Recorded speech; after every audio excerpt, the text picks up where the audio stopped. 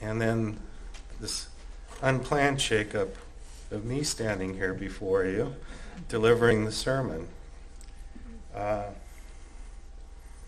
Had me a little shook up, but I'm okay. We'll get through this. As you know, this is Father's Day, and fatherhood is important. Being a father is important. It's an important role, and it feels good to be a father, and we should celebrate that. But we're taking a little different tack this morning.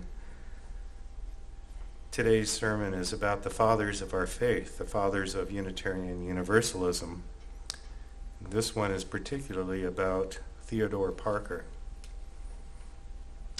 In 1838, Unitarian minister Ralph Waldo Emerson, the great popularizer of rugged individualism, salvation by character, and transcendentalism, spoke at a commencement ceremony for a new crop of Harvard Divinity School graduates.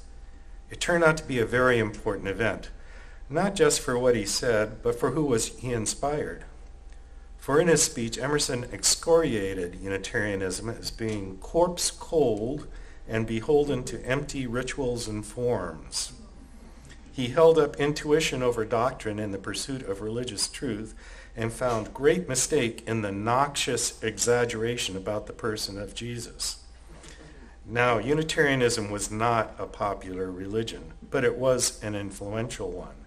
And this divinity school address, as it came to be known, shook the high and mighty of the Unitarian establishment, while also launching a small revolution of young, inspired ministers.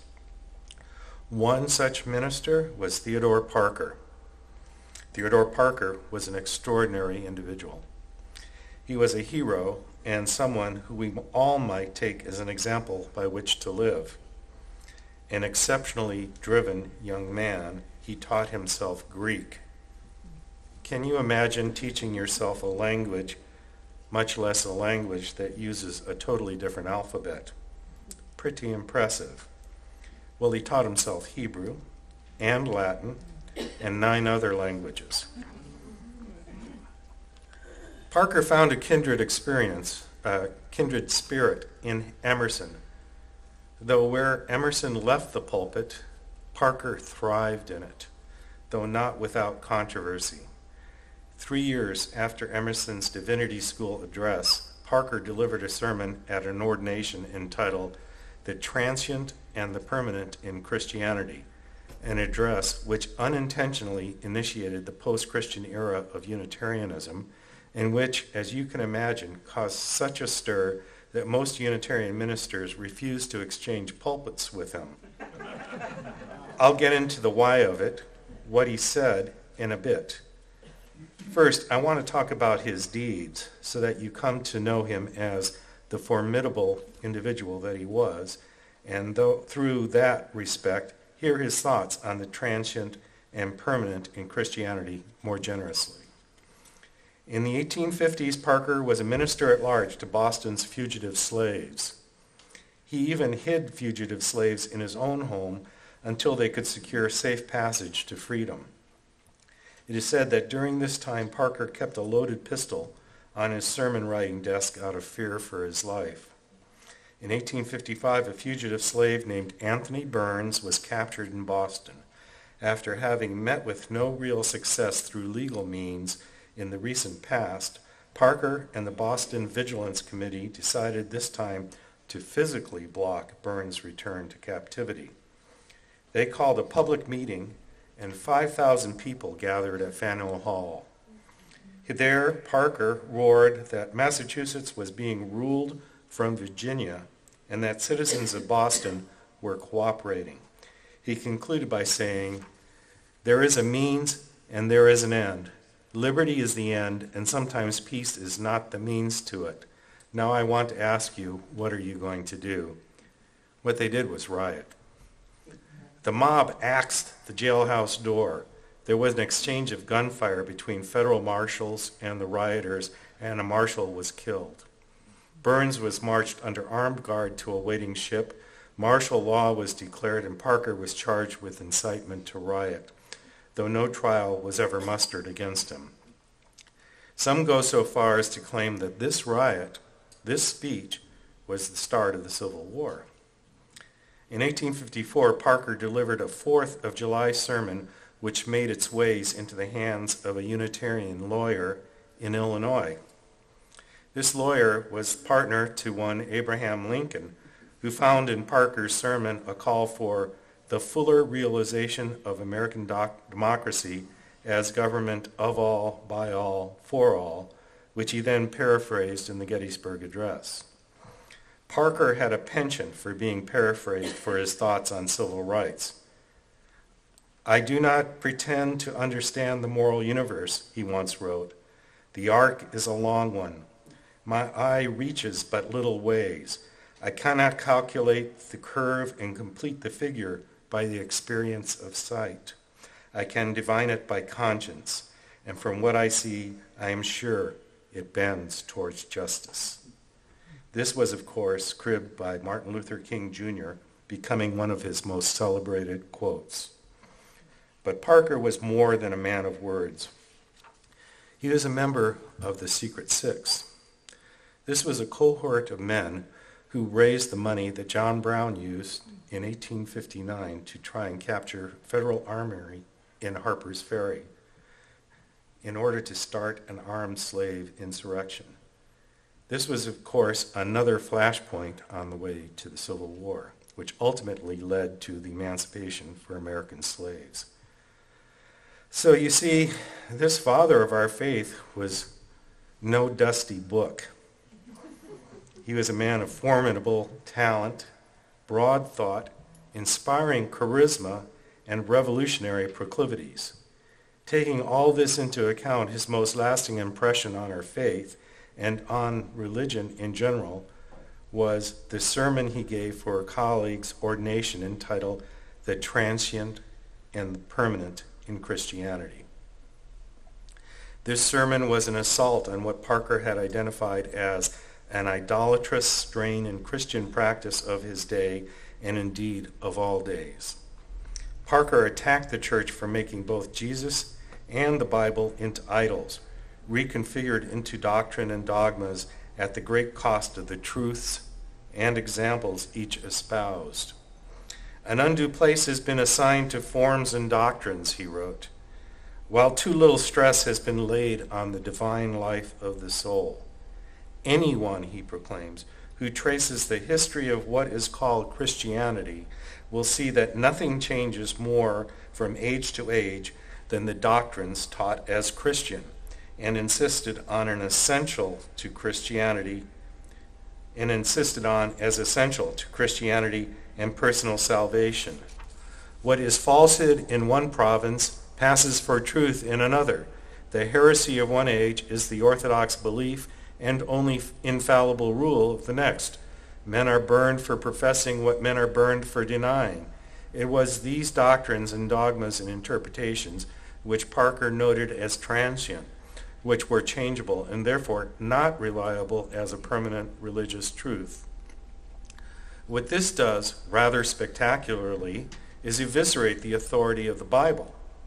He does not mince words on this subject, stating that on the authority of the written word, man was taught to believe impossible legends, conflicting assertions, to take fiction for fact, a dream for a miraculous revelation of God, an oriental poem for a grave history of miraculous events, a collection of amatory idols for a serious discourse.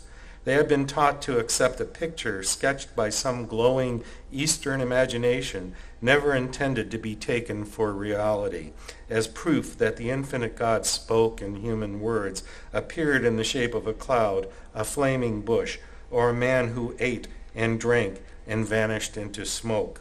That he gave counsels today and the opposite tomorrow, that he violated his own laws, was angry, was only dissuaded by a mortal man from destroying at once a whole nation. He also undermined the importance of the authority of Jesus. He observed that what matters is not who reveals the truth. What matters is the truth revealed and practiced.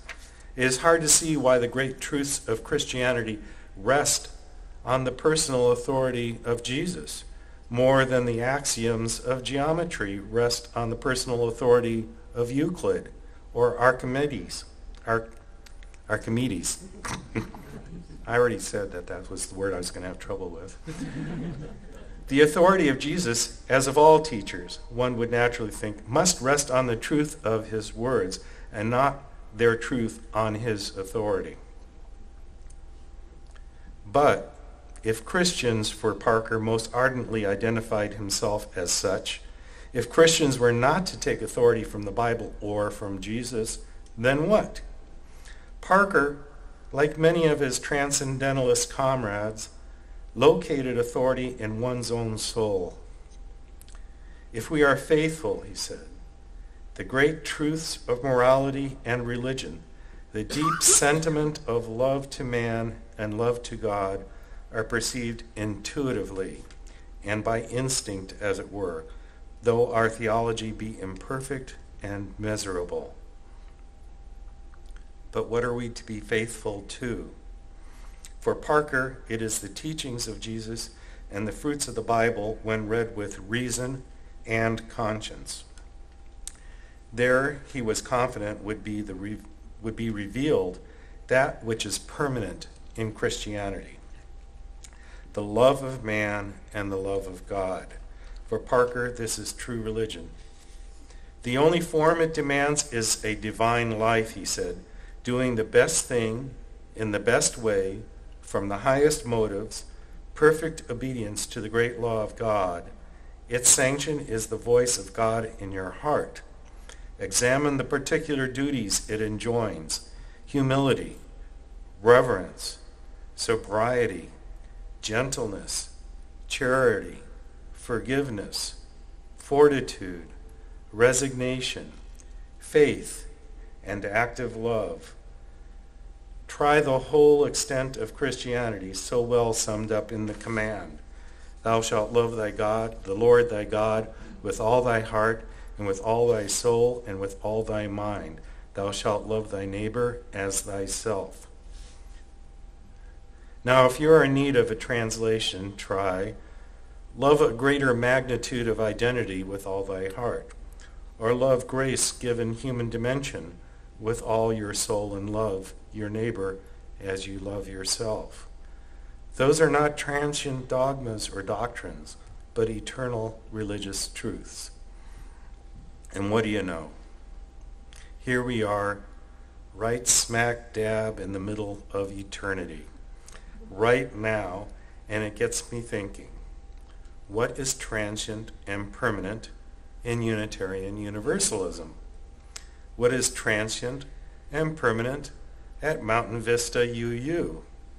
What is permanent and transient in my own and your own lives? For Unitarian Universalism, is it our historical buildings in Boston? Clearly not. We just moved from our traditional home. Is it our principles? Well, they come closer, but even those are embedded in the form of a covenant between congregations, which is to say, between people. And so even our principles are prone to change. In fact, we added on in 1989. As you can see, the principles are changeable. Is it technology and the new forms of worship that we're being urged to consider by the UUA? These two are only a superficial gloss. Part of the answer, but not the answer. It remains a deeper, timeless truth that we may know, but have yet to bring into light. The same can be said for MVUU. These walls are transient. Your minister is clearly not permanent. I don't think he knew when he wrote this. He got older all of a sudden. Yeah, he got older. And if he did know, he's got some explaining to do. Even your relationships change or come to an end in their course. Yet here, too, is an abiding religious truth, waiting for our attention and commitment. You must ask yourself what it is. Perhaps this can be your Father's Day lunchtime discussion. When you find it, let me know, and happy Father's Day.